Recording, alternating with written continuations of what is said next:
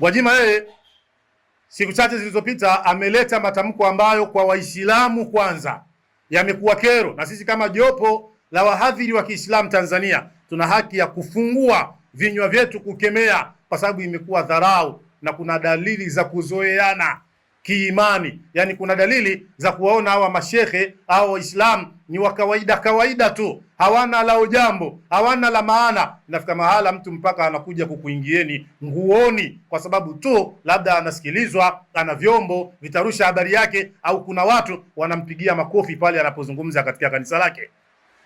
Gwajima katika maelezo yake hivi karibuni alikuwa anafyeka kama anavyosema mwenyewe, anafyeka wachawi, anafyeka kina nani, anafyeka kina nani.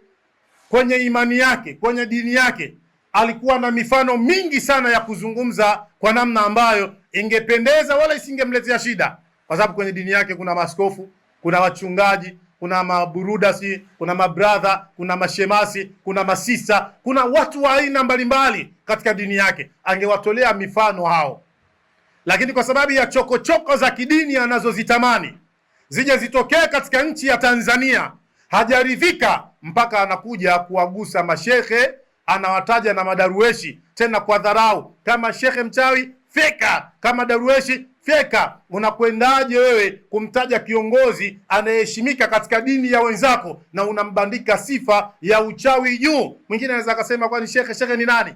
Shekhe ni nani? Hujui